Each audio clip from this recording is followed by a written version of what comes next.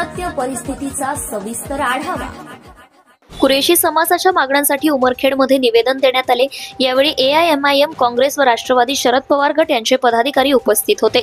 कुरेशी खाटीक समाजाच्या सामाजिक आर्थिक शैक्षणिक उन्नतीसाठी तसेच पारंपरिक मांस व्यवसायाच्या सुरक्षिततेसाठी शासनाकडे धोरणात्मक उपाययोजना राबवाव्यात यासाठी उमरखेड येथील उपविभागीय अधिकारी यांना निवेदन सादर करण्यात आले। या आंदोलनास AIMIM, भारतीय राष्ट्रीय काँग्रेस उमरखेड शहर व राष्ट्रवादी काँग्रेस पक्ष, शरद पवार गट उमरखेड यांनी ठाम पाठिंबा जाहीर केला। या निवेदनाप्रसंगी शहरातील विविध पक्षांचे प्रमुख नेते, समाजप्रेमी नागरिक आणि कुरेशी समाजाचे प्रतिनिधी मोठ्या संख्येने उपस्थित होते।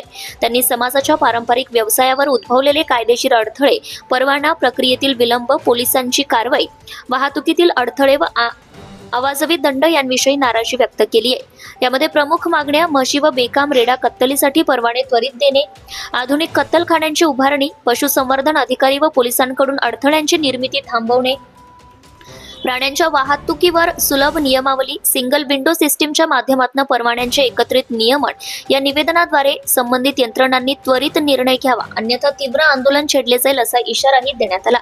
महाराष्ट्र टुडे मराठीसाठी प्रतिनिधी ताहिर मिर्झा, उमरखेड, यवतमाळ।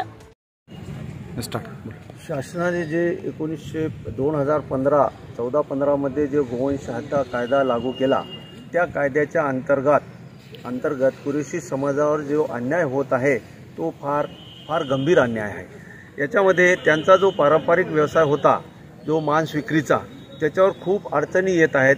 आणि दुसरी गोष्ट म्हणजे जे या बाजाराहून त्या बाजारामध्ये जे अलाउड जनावरे आहेत, त्याच्या व्यतिरिक्त शेती उपयुक्त बैलासाठी व्यापारी या बाजारातून त्या बाजारामध्ये नेतात विक्रीसाठी, त्यांना वाहतुकीसाठी खूप मोठी अडचण काही संघटनाद्वारे होत आहे आणि त्याच्यामुळे ते खूप परेशानीत आहेत। आज या परेशानीला म्हणजे अडचणीला अनुसरून पूर्ण महाराष्ट्राच्या कुरेशी समाजाने आज जनावरांची खरेदी विक्री बंदचं आवाहन केलेलं आहे एकजुटीनं। आणि आज महाराष्ट्रातली सर्व जनावरांची बाजारे बस पडलेली आहेत। हे मुद्दा फक्त कुरेशी समाजातच नसून आज किसान शेतकऱ्याशी संघटित म्हणजे संलग्न आहे। शेतकऱ्यांचाही खूप मोठं यामध्ये नुकसान होत आहे। यावर शासनाने गांभीर्यपूर्ण विचार करून या गो हत्याबंदीचं आम्ही समर्थन करतो, पण वंश हत्याबंदी जी लागू केलेली आहे त्याच्यावर सरकारने पुनर्विचार करावा अशी मागणी आम्ही सरकारला करतो।